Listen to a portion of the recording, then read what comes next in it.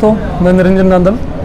आज हम बैठे हैं भूपेंद्र सिंह मलिक के साथ। उनसे कुछ अच्छे सवाल करना चाहते हैं और जो हमारे नहीं है जनता के।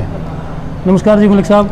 जी धन्यवाद आपका नांदल साहब। मलिक साहब, सबसे पहले तो एक ही छोटा सवाल है, क्या भूपेंद्र सिंह मलिक इलेक्शन लड़ने जा रहे हैं?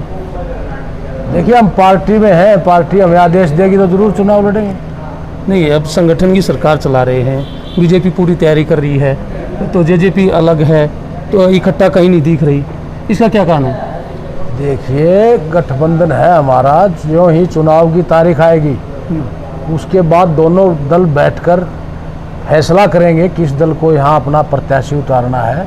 अभी तक तो इतना ही तय है कि तालमेल से चुनाव लड़ा जाएगा। अभी तो जो प्रदेश स्तर के नेता हैं उन्हीं की बयानबाजी है। राष्ट्रीय पार्टी है बीजेपी, और गठबंधन का फैसला राष्ट्रीय स्तर पर होता है, ना कि प्रादेशिक स्तर पर। जी, आपको क्या लगता है कि योगेश्वर दत्त को नहीं उतारेगी पार्टी, किसी और को ही बदल सकती है?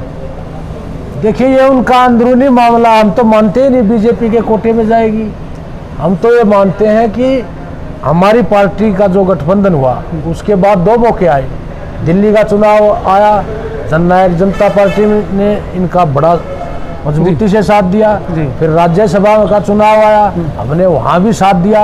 अब तीसरा मौका है, हम तो भी साथ दोगे? नहीं, हम लेंगे अब उनका साथ। अच्छा। अब तो अगर हम बड़ौदा का चुनाव नहीं लड़ेंगे तो चुनाव कहाँ, गुड़गांव फरीदाबाद में लड़ेंगे? किसानों की पार्टी है, देहात की पार्टी है। मतलब मलिक साहब का कहीं ना कहीं ये है, अगर हमें मौका नहीं मिला तो शायद कुछ भी हो सकता है। नहीं, ये मैं नहीं कह रहा, ये तो नेताओं की सहमति की बात है। मैं तो एक संभावना जता रहा हूँ कि जननायक जनता पार्टी के खाते में 99% ये सीट भूपेंद्र सिंह मलिक को कुछ भी हो सकता है। भूपेंद्र सिंह मलिक बड़ौदा हल्के में क्या लेके जाएंगे? एक भी हमने संगठन में रह के हमारी सरकार बनी है और आप भी सरकार का एक हिस्सा रहे हो, भी हो, कुछ समस्याएं अब तक हल नहीं हुई, तो क्या मुद्दे लेके जाएंगे?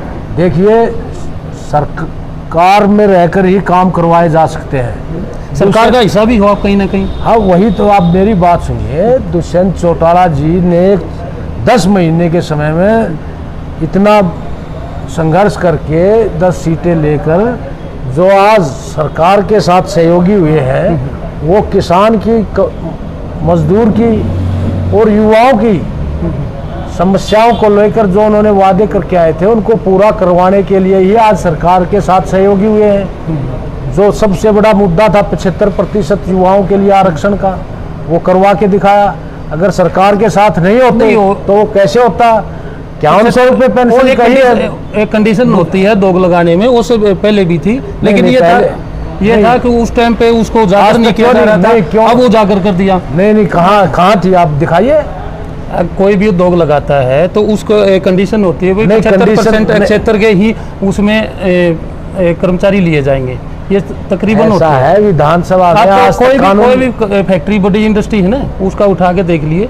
चलो, ये अच्छी बात है। बजट नोटिफिकेशन होकर इस तरह से लागू करना पहली बार हुआ है। भूपेंद्र सिंह मलिक ने इलेक्शन लड़ा 2019 में और बहुत अच्छी तादाद में वोट परसेंट लिया, तो अब की बार क्या मानते हैं कि वो जो वोट बैंक था वो भूपेंद्र सिंह मलिक का था कि जेजेपी पार्टी का था? देखिए, पार्टी का था सारा, हम पार्टी के साथ है, पार्टी से अलग थोड़ा है, पार्टी और हम एक है।